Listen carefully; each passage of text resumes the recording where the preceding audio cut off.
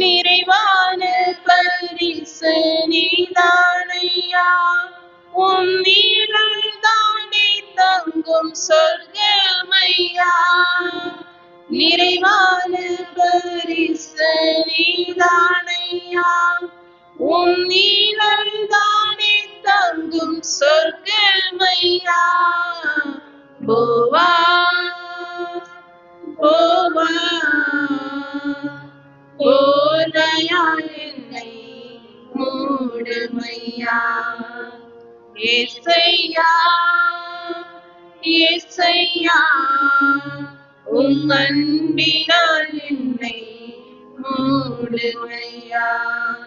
கர்த்தருடைய பரிசுத்த நாமத்துக்கு மகிமைப்படுவதாக. வந்திருக்கிற ஒவ்வொருவரையும் இயேசு கிறிஸ்துவின் நாமத்தினாலே நான் வாழ்த்துகிறேன். நான் முதலாவதாக உங்களிடத்துல ஒரு கேள்வியை வைக்க நான் விரும்புகிறேன். பழைய ஏற்பாட்டுல எத்தனை சரித்திர புஸ்தகம் இருக்கிறது? யாருக்காவது தெரியுமா? எத்தனை புஸ்தகம் மொத்தம் இருக்குது? பழைய ஏற்பாட்டுல 12 சரித்திர புஸ்தகங்கள் இருக்குது. யோசுவா முதல் எஸ்தர் வரைக்கும் உள்ள சரித்திர புஸ்தகங்கள் 12 புஸ்தகங்கள். அதுல புதிய ஏற்பாட்டுல பாத்தீங்கன்னு சொன்னா அப்போஸ்தலர் நடவடிக்கைகள் சரித்திர புஸ்தகமா சொல்லுவாங்க. இன்னைக்கு நம்ம பார்க்க போறது பழைய ஏற்பாட்டுல தான். பழைய ஏற்பாட்டுல 12 சரித்திர புஸ்தகத்துல 2 புஸ்தகங்கள் மட்டும்தான் என்ன செய்கிறது, பெண்களை பற்றி சொல்லப்படுகிறது. அதுல ஒன்று ரூத் புஸ்தகம், இன்னொன்று பாத்தீங்கன்னா எஸ்தர் புத்தகம். இந்த 2 புஸ்தகங்கள் பெண்களை பற்றி கூறப்பட்டிருக்கிறது. பெண்களுடைய பெயரிலே வேதாகமத்துல இருக்கிற சரித்திர புஸ்தகங்கள்ல ரெண்டு ரூத் ஒண்ணு, இன்னொன்று பாத்தீங்கன்னு சொன்னா எஸ்தர்னு பாக்குறோம். இந்த ரூத் புஸ்தகத்தை பத்தி தான் இன்னைக்கு நம்ம பார்க்க போறோம். ஏன் ரூத்தை நான் விசேஷமா எடுத்திருக்கோன்னு சொல்லி பாத்தீங்கன்னு சொன்னா, ரூத் எஸ்தர் இருந்தாலும் எஸ்தர் அவங்க ராஜாத்தியா மாறினதோட முடியுது. ஆனா ரூத் அப்படிங்கிறவங்க ஒரு வேதாகமத்துல இடம்பெறக்கூடிய ஒரு பெண்ணாக இருக்கிறாங்க. பாத்தீங்கன்னு சொன்னா மத்தேயு 1ஆம் அதிகாரத்துல இயேசு கிறிஸ்துவனுடைய ஜென்ம வரலாறு சொல்லப்படும் பொழுது இந்த ரூத்தினுடைய பெயரும் என்ன செய்யுது, அங்க இடம்பெறுகிறதா இருக்குது. அந்த ஜென்ம வரலாறுலே 3 பெண்களுடைய பெயர்கள் சொல்லப்படுகிறது. அதுல ஒன்று ராகாப், இன்னொன்னு என்னது ரூத்து, மூன்றாவது பாத்தீங்கன்னு சொன்னா தாமார். இந்த 3 பெண்களுடைய பெயர்கள் இருக்கு. அதுல ரூத்தினுடைய பெயரும் என்ன செய்கிறது, இயேசு கிறிஸ்துவனுடைய வரலாறு பட்டியல ரூத்தினுடைய பெயரும் இடம்பெற்றிருக்கிறதுனால இன்னைக்கு இந்த ரூத்துவை குறித்து எத்தனை பேருக்கு நிறைய தெரியும் தெரியல. ஆனால் தேவன் நமக்கு இந்த ரூத்தினுடைய வாழ்க்கையிலிருந்து நமக்கு கற்றுக் கொடுக்கிற காரியங்கள் என்ன அப்படிங்கிறது இன்னைக்கு இந்த நாள்ல பார்ப்போம். இன்னைக்கு நம்ம வாசிக்க வேண்டிய வசனம் ரூத்து 2ஆவது அதிகாரத்துல 12ஆவது வசனத்தை ஒருத்தர் வாசிக்கலாம்.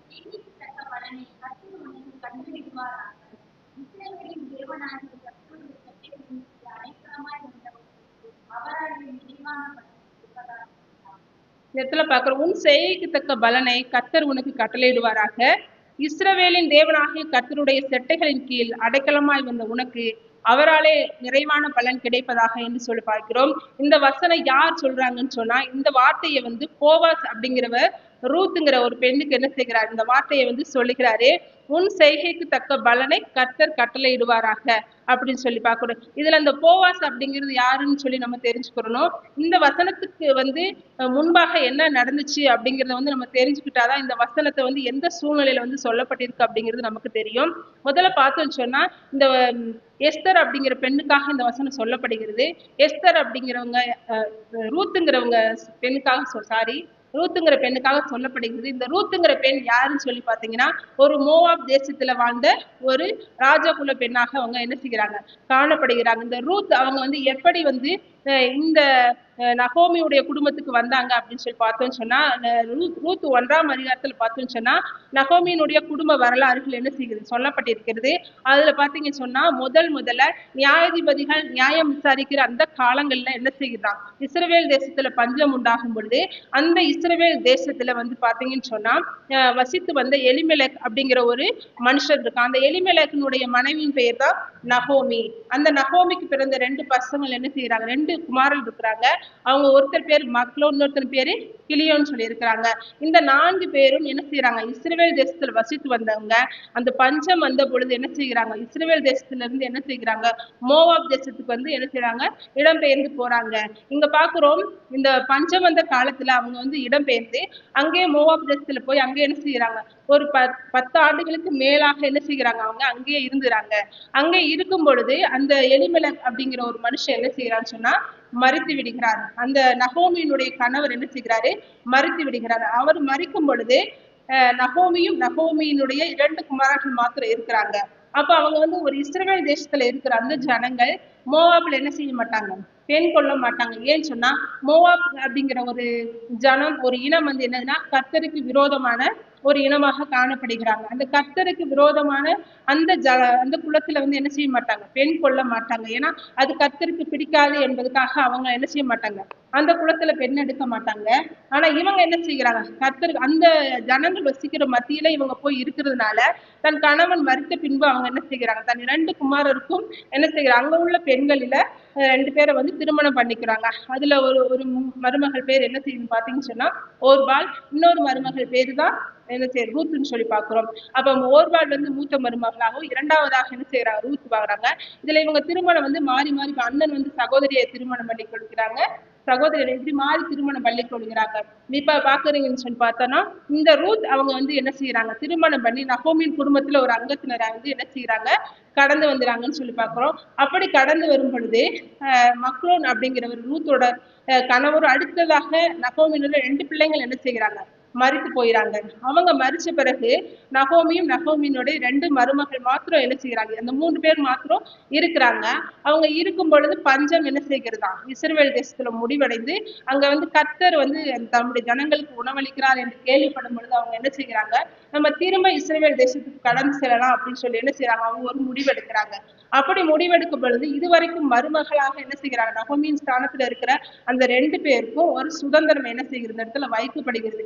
நீங்க என்ன செய்யலாம், நீங்க சுதந்திரமா உன் தகப்பன் வீட்டுக்கு கடந்து செல்லலாம் அப்படிங்கிற ஒரு சுதந்திரம் வைக்கப்படுகிறது. அப்படி வைக்கப்படும் பொழுது அவங்க என்ன செய்யறாங்க, அந்த மூத்த மருமகள் வந்து என்ன செய்யறாங்க, நான் போகலன்னு ஃபர்ஸ்ட் சொல்றாங்க. இவங்க திரும்பி திரும்பி நீங்க போகலாம், என்னோட கூட நீங்க இருக்க முடியாது, ஏன்னா நீங்க சிறு வயதுல இருக்கிறீங்க, நீங்க என்ன செய்ய முடியாது, நீங்க வந்து இந்த சிறு வயதுல கணவன் இல்லாம இருக்க முடியாது, அதனால நான் உங்களுக்கு ஒரு சுதந்திரத்தை வைக்கிறேன், நான் என்னுடைய சொந்த தேசத்துக்கு நான் கடந்து போறேன், நீங்க என்ன செய்யுங்க உங்க தகப்பன் வீட்டுக்கு கடந்து செல்லுங்கன்னு சொல்லி சொல்லும் பொழுது அந்த மூத்த மருமகள் என்ன செய்யறாங்கன்னா தன்னுடைய மாமியை என்ன செய்யறாங்க, முத்தம் செய்து விட்டு, நகோமியை முத்தம் செய்து விட்டு அவங்க என்ன செய்யறாங்க, அந்த சுதந்திரத்துல என்ன செய்யறாங்க, சுதந்திரமா அவங்க பிரிந்து செல்றாங்க. ஆனா ரூத் அப்படிங்கிற ஒரு பெண் என்ன செய்யறாங்க, மோவாப் தேசத்துல பிறந்த பெண் இஸ்ரவேல் குடும்பத்துக்குள்ள வந்து 10 ஆண்டுகளாக என்ன செய்யறாங்க, அவங்க வந்து இருக்கிறாங்க. இருந்த பிறகு கணவன் மறித்த பின்பு அவங்களுக்கும் அந்த இடத்துல ஒரு சுதந்திரம் வைக்கப்படுது. அந்த ரூத் என்ன செய்யறாங்க, அந்த சுதந்திரத்தை வந்து கர்த்தருடைய சமூகத்துல நின்று அவங்க என்ன செய்யறாங்க, யோசித்து நிதானித்து ஒரு தெளிவான ஒரு முடிவை எடுக்கிறாங்க. அவங்க என்ன செய்யலாம், போகவே இல்லை. அவங்க என்ன செய்யறாங்க, அந்த இடத்துல வந்து நகோமியோடைய இருக்கிறதுல என்ன செய்யறாங்க, தெளிவா இருக்கிறாங்க. அப்படி இருந்து அவங்க இருந்துட்டு அடுத்து வந்து நகோமியும் என்ன செய்யறாங்க, ரூத் மாத்திரம் என்ன செய்யறாங்க, இஸ்ரவேல் தேசத்துக்கு கடந்து வராங்க. இஸ்ரவேல் தேசத்துக்கு கடந்து அந்த பெத்லெஹேம் வந்து எப்பிராத்தா அப்படிங்கிற ஊர்ல தான் இவங்க இருந்துட்டாங்க. நமக்கு தெரியும் இயேசு கிறிஸ்து என்ன செய்யறாரு, எப்பிராத்தா ஊர்ல இருந்துதான் என்ன செய்யறாரு இருக்கிறாருன்னு சொல்லி பாக்குறோம். அப்ப இந்த எப்ராத்தாங்கிற ஊர்ல இவர் இருந்து, எப்ராத்தாங்கிற ஊர் வந்து பாத்தீங்கன்னா இஸ்ரவேல் அந்த எருசலேம் தேசத்துல இருந்து 8 கிலோமீட்டர் தூரத்துல வந்து என்ன செய்யுது இருக்குதுன்னு சொல்லி பாக்குறோம். அப்ப அந்த ஊருக்கு அவங்க கடந்து வராங்க. முதல்ல பார்த்தோம்னா இங்க இருந்து அவங்க கடந்து போகும்பொழுது நிறைவுள்ளவர்களா என்ன செஞ்சாங்க, கடந்து சென்றாங்க. நிறைவான ஒரு ஆசீர்வாதத்தோடு இந்த நகோமி கடந்து செல்றாங்க. ஆனா திரும்ப எருசலேமுக்கு வரும் பொழுது அவங்க என்ன செய்கிறாங்க, ஒரு குறைவான ஒரு என்ன செய்கிறாங்க, ஒரு காரியங்களோடு கடந்து வருகிறாங்க. இன்னும் பாத்தீங்கன்னா அவங்க நல்ல ஒரு செல்வமாய் வாழ்ந்தவங்க. அதாவது எலிமெலக் அப்படின்னு சொன்னா தேவன் ராஜாவா இருக்கிறான்னு சொல்லி அந்த பேருக்கு அர்த்தமாம்.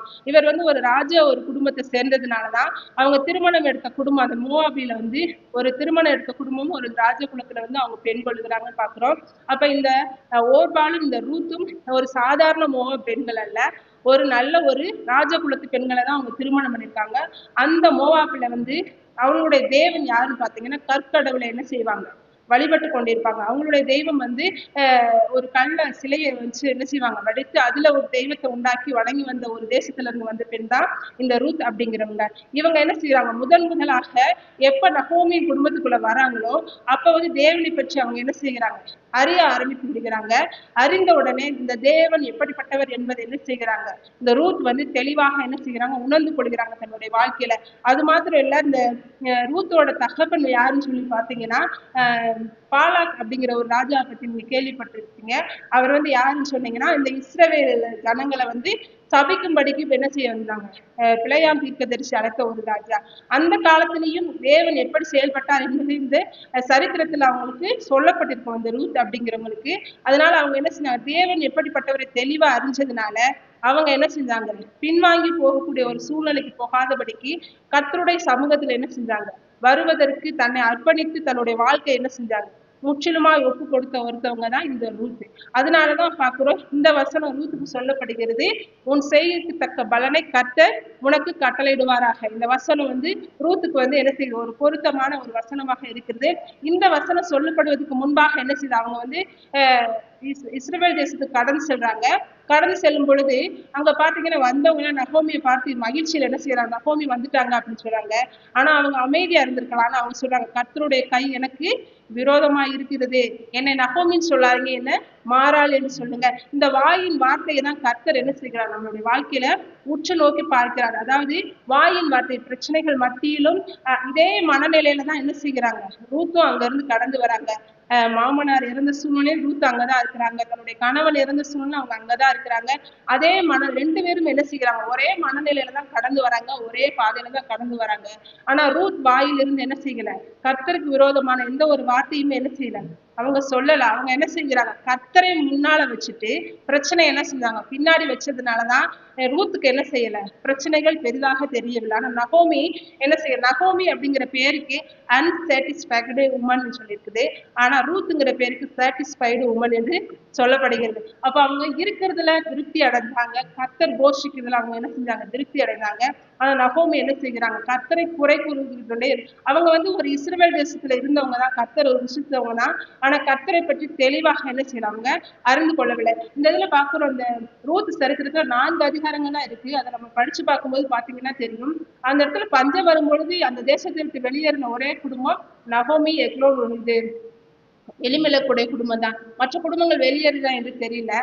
ஆனா இந்த பஞ்சத்துல இருந்திருந்தா கூட அவங்க என்ன செஞ்சிருப்பாங்க, உயிரோட எல்லாம் குடும்பமா இருந்திருப்பாங்க. ஆனா கர்த்தருடைய சத்தத்தை கேட்காம, சித்தத்தை கேட்காம அவங்க மோவாப் தேசத்துக்கு போனதுனால அவங்க என்ன செஞ்சாங்க, ஒரு பெரிய இழப்பை வந்து அவங்க சந்திக்க நேரிட்டதுன்னு பாக்குறோம். அப்ப கர்த்தர் வந்து அதான் சொல்லுகிறது, கர்த்தருடைய செட்டைகளின் கீழ் அடைக்கலமாய் வந்த உனக்கு அவராலே நிறைவான பலன் கிடைப்பதாக சொல்லி கீழ்ப்பகுதியில சொல்லப்பட்டிருக்கிறது.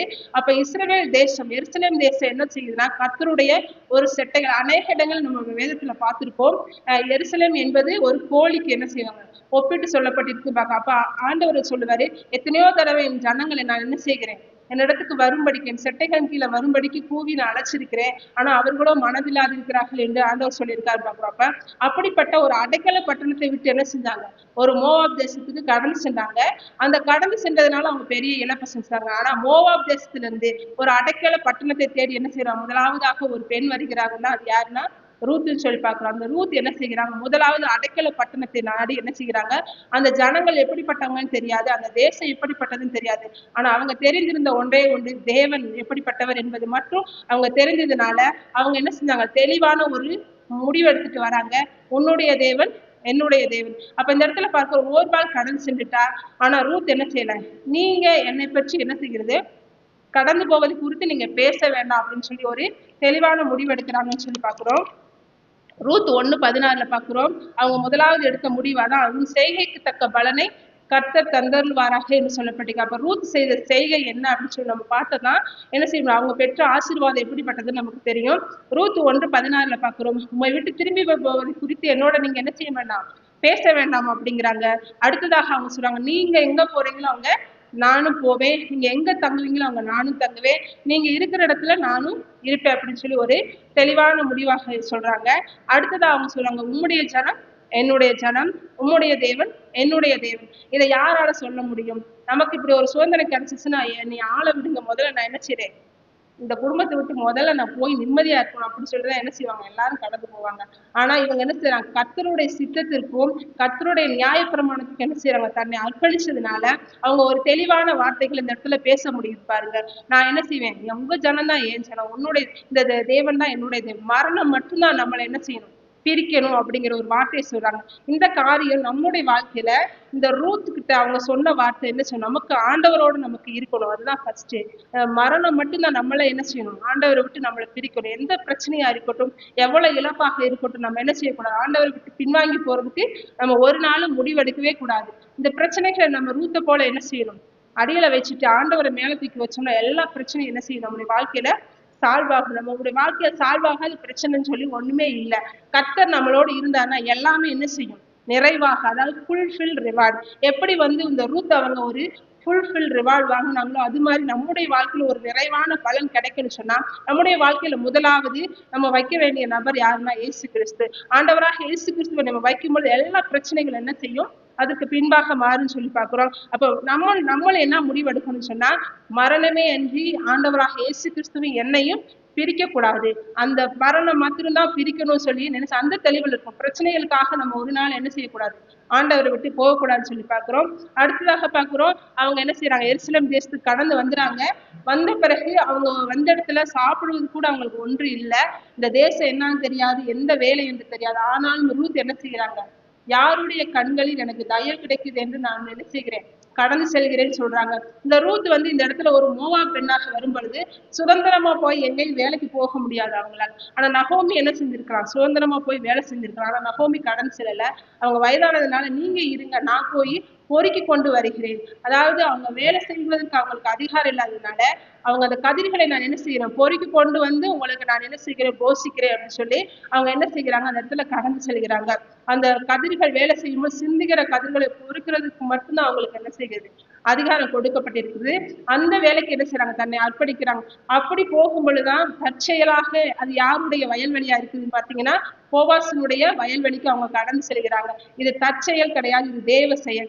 தேவ செயலாக தான் என்ன செய்கிறார் ஆண்டவர், அது முன்னாடியே அவங்க தீர்மானித்ததுனால நேர்த்தியாக அவங்க என்ன செய்யறாங்க, தேவன் நடத்தி கொண்டு போகிறார். தேவன் இப்படிதான் நம்முடைய வாழ்க்கையில தேவன் இருக்கும் பொழுது தற்செயலாய் அல்ல, தேவ செயலாய் ஒவ்வொரு செயலையும் நமக்கு என்ன செய்வார், மாற்றி கொடுப்பார். அவங்களுக்கு கடந்து சென்ற வயல்வெளி யாருக்குன்னு பாத்தீங்கன்னா போவாசனுடைய வயல்வெளிக்கு அவங்க கடந்து செல்றாங்க. கடந்து செல்லும் பொழுது அங்க என்ன செய்யுது, போவாசனுடைய கண்கள், அவங்க வீட்டுல என்ன சொல்லிக்கிறாங்க, ஒரு சின்ன ஜெபம் மாதிரி யாருடைய கண்கள் எனக்கு தயம் கிடைக்குமோ சொல்லிட்டு போறாங்க. ஆனா அங்க பாத்தீங்கன்னா போவாசனுடைய கண்கள்ல தயை கிடைக்குது. அவங்களுடைய ஜெபங்களுக்கு என்ன செய்கிறது, பதில் கொடுக்கப்படுகிறது. போவாசனுடைய கண்கள் என்ன செய்யுது பாத்தீங்கன்னு சொன்னா, பார்த்த உடனே என்ன செய்யறாங்க, அந்த அருகல்ல அவங்களுக்கு ஊடல் என்ன செய்யுங்க, நிறைய சிந்த விடுங்க, விசாரிக்கப்படும். இவங்களுடைய ஒவ்வொரு காரியமும் போவாஸுக்கு முன்பாகவே அறிவிக்கப்பட்டது. அவர்களை பற்றி எல்லாமே விசாரிக்கப்படும் பொழுது இவள் எப்படிப்பட்டவள் என்பது போவாஸுக்கு தெளிவாக தெரிந்தது. நான் என்ன செய்கிறார், அவர் வந்து ஒரு இரக்கம் பாராட்டுகிறார். இப்படிதான் தேவன் நம்முடைய வாழ்க்கையில நம்ம செய்கிற ஒவ்வொரு கிரியையும் ஒவ்வொரு காரியங்களும் கர்த்தருக்கு என்ன செய்யும், அறிவிக்கப்பட்டு கொண்டே இருக்கும். நம்முடைய வாழ்க்கையில நம்ம என்ன ஆண்டவருக்காக செய்கிறோமோ அதற்குரிய பலன் என்ன செய்யும், ஆண்டவருடைய சமூகத்திலிருந்து நமக்கு வந்து கொண்டே இருக்கும். அப்ப நம்ம செய்வது எல்லாமே கர்த்தருக்கு சித்தமானபடி செய்தோம் என்றால் கர்த்தர் அதற்குரிய பலனை, ஒரு நிறைவான பலனை நமக்கு தருவார் என்று பார்க்கிறோம். அதான் சொல்றோம், ரூத் 2:11 சொல்லுது, போவாஸ் சொல்றாரு, நீ உன் மாமியாருக்காக என்ன செய்ததும் உன் தகப்பன் வீட்டை விட்டு ஜன்ம தேசத்தை விட்டு என்ன செய்யும், முன்னே நீ அறியாத ஜனங்களுக்கு வந்தது எல்லாம் எனக்கு விவரிக்கப்பட்டது அப்படின்னு சொல்லி சொல்லுகிறாரு பார்க்கிறோம். அப்ப ஆண்டவர் சொல்றாரு இந்த வார்த்தை, அதாவது நம்ம வந்து ஆசீர்வாதத்தை சுதந்திரிக்கணும்னா நம்ம தகப்பன் வீட்டை முதல்ல என்ன செய்யணும், மறக்கணும் அப்படின்னு சொல்லி சொல்லப்பட்டிருக்குது.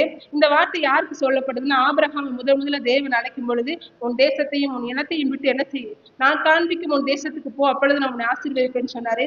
புறஜாதிகள் இடத்துல வாழ்ந்த ஒரு ஆபிரகாமை அழைக்கும் போது தேவன் அதே வார்த்தையை சொன்னாரு. ஆனா இந்த இடத்துல பாக்குறோம், இவங்க அதே மாதிரி என்ன செய்கிறாங்க, தன் சொந்த தேசம், தன்னுடைய சொந்த ஜனங்கள் எல்லாவற்றையும் விட்டு ஒன்றும் அறியாத ஒரு ஜனங்கள் இடத்துக்கு என்ன செய்கிறாங்க, வராங்கன்னா அந்த தேவனை வந்து என்ன செய்கிறாங்க, அவங்க பின்பற்றி கடந்து வந்திருக்கிறாங்கன்னு சொல்லி பாக்குறோம். ரூத் 3:10 பாக்குறோம், இப்ப போவாஸ் சொல்றாரு. அதுக்கப்புறம் வந்து என்ன செய்யறாங்க, தெளிவாய் வழி நடத்துறாங்க நகோமி. அவங்க இந்த ஆசீர்வாதத்தெல்லாம் பெற்றுட்டு அவங்க வீட்டுக்கு வரும் பொழுது என்ன சொல்றாங்க, நீ யாருடைய வயல்வெளிக்கு போன என்னன்னு சொல்லி விசாரிக்கும் போது சொல்லும்போது அவன் உனக்கு சுதந்திரவாளி அவன் என்று சொல்லிட்டு அவங்க என்ன செய்யறாங்க, அந்த போவாசி திருமணம் செய்வதற்கு ஒரு காரியங்களை வந்து ஆலோசனை அவங்க சொல்றாங்க. அப்படி சொல்லும் பொழுது அந்த பெண் ரூத் என்ன சொல்றாங்கன்னா, நீங்க சொன்னபடியெல்லாம் நான் செய்வேன் அப்படின்னு சொல்லி என்ன செய்யறாங்க, தன்னை அர்ப்பணிக்கிறாங்க. தன்னுடைய மாமியாருக்கு அவங்க கீழ்ப்படிந்து என்ன செய்கிறாங்க, நீங்க என்ன சொன்னாலும் நான் அதை செய்யறேன் அப்படிங்கிற ஒரு நல்ல ஒரு குணசாலியான ஒரு பெண்ணாக இருக்கிறாங்க. அதைத்தான் போவாசு சொல்லுவாரு. அந்த குணசாலி வந்து அவங்க போவாஸ் சொல்லுவார், நீ வந்து என் ஜனங்களுக்குள்ளே குணசாலி என்பதை என் ஜனங்கள் எல்லாரும் ஒரு நாள் என்ன செய்வாங்க, அறிந்து கொள்வாங்க அப்படின்னு சொல்லி போவாஸ் சொல்றாங்க. அப்ப இந்த ரூத் அம்மங்க தெளிவாக என்ன செய்யறாங்க, முடிவெடுக்கிறாங்க இருக்கிறாங்க. கர்த்தரை பின்பற்றுகிறதுல உறுதியா இருக்கிறாங்க. அடுத்தது அவங்க பார்த்தீங்கன்னா நல்ல ஒரு குணசாலியான ஒரு பெண்ணாகவும் இருக்கிறாங்க. அப்படி இருந்ததுனாலதான் அவங்க என்ன செஞ்சு போவாசை வந்து திருமணம் பண்ணுவதற்கு தேவன் வந்து நேர்த்தியா வழிநடத்தி கொண்டு போனான்னு சொல்லி பாக்குறோம். அடுத்ததாக பாக்குறோம் அவங்க என்ன செஞ்சாங்க, பரிசுத்தத்தை பாதுகாத்து கொண்டாங்க. இந்த பெண் வந்து கணவனை இழந்த பொழுதிலும் அவங்க என்ன செய்யல, ஒரு ஐஸ்வர்யமான ஒரு ஆணை பிடித்து கொண்டு அவங்க போகல. அவங்க தன்னுடைய அத்தையின் வழி நடத்தின் பேரி கர்த்தருடைய சித்தத்துக்கு அர்ப்பணித்து தன்னை பரிசுத்தமா என்ன செய்கிறாங்க, போவாஸ் வந்து நித்திரை பண்ணி கொண்டு இருக்கும் பொழுது அவருடைய பாதத்தின் அருகே போய் அந்த போர்வை வந்து அவங்க விரித்தாங்க அப்படின்னு சொன்னா அது வந்து அவங்களுக்கு ஒரு சுதந்திரவாளியாக இருக்கும் அப்படிங்கிறது இஸ்ரவேலுடைய ஒரு கட்டுப்பாடு. அந்த கட்டுப்பாடுல தான் என்ன செய்யறாங்க, அவங்க அவங்க கால் கடியில போய் என்ன செய்யறாங்க, போவாஸ் இருக்கும் பொழுது அவங்க கால் பாதத்தின் அருகே போய் அமர்ந்து இரவு நேரத்துல அமர்ந்து படுத்திருக்கிறாங்க. அப்ப போவாஸ் எழுந்து என்ன செஞ்சாரு, என்ன இப்படி வந்து இருக்கிற சொல்லும் போது அப்ப அவங்க சொல்றாங்க, நீங்க என் சுதந்திரவாளி என்று சொன்னாங்க அப்படின்னு சொல்லும் பொழுதுதான் அவர் சொல்றாரு, நீ வந்து தரித்திரரும் வாலிபருமான வாலிபரின் ஐஸ்வர்யமான வாலிபரின் பிறகே போகாம நீ சுதந்திரத்துக்காக நீ வந்து நேர்த்தியாக வந்ததுனால நீ குணசாலியான பெண் என்பதை நானே அறிந்திருக்கிறேன் அப்படின்னு சொல்றாங்க. அப்படி இவங்க வந்து கரெக்டா வந்து அவங்க வழி நடத்தி கொண்டு போனதுனால கர்த்தர் என்ன செஞ்சாங்க, ரூத் பெற்ற ஆசீர்வாதம் என்னன்னு சொல்லி பாத்தீங்கன்னு சொன்னா, ரூத் வந்து 4:11 போவாஸுக்கு வந்து அவங்க நிச்சயிக்கப்பட்டுறாங்க. நிச்சயிக்கப்பட்ட பிறகு அவங்க இருக்கிற ஜனங்கள் எல்லாரும் முதல்ல வந்து இதே ரூத்தை வந்து ஏற்றுக்கொள்ள மனதில்லாத இருந்த அந்த தேசத்து ஜனங்கள் வாயிலிருந்து என்ன வார்த்தை வருதுன்னு சொல்லி பாத்தீங்கன்னா, உன் வீட்டில் வருகிற மனைவியை கர்த்தர் இஸ்ரவேல் வீட்டை கட்டுவித்த 2 பேராகிய ராகேலை போலவும் லேயாலை போலவும் வாழ்ந்திருக்க செய்வாராக அப்படிங்கிறாங்க. அப்ப இஸ்ரவேல் அதாவது யாக்கோப்புக்கு மனைவியா இருந்த ராகேல் லேயா இவர்கள் மூலமா தான் 12 கோத்திரங்கள் உருவாயிடுச்சு. அப்ப இப்படிப்பட்ட அந்த 2 பேருடைய ஆசீர்வாதம் யாருக்கு வருதுன்னு சொல்லி பாத்தீங்கன்னா, ரூத்துங்கிற ஒருத்தருக்கு என்ன செய்கிறது, கடந்து வருகிறது. அப்படிப்பட்ட ஒரு குடும்பத்தை கட்டுகிற ஒரு மனைவியாக இருப்பாள் என்று எல்லாரும் என்ன செய்யறாங்க, அந்த இடத்துல வாழ்த்துறாங்க. அடுத்ததாக அவங்களுக்கு ஒரு ஆண் குழந்தை பிறக்குது. அந்த ஆண் குழந்தை பேர் என்னன்னு சொல்லி பாத்தீங்கன்னு சொன்னா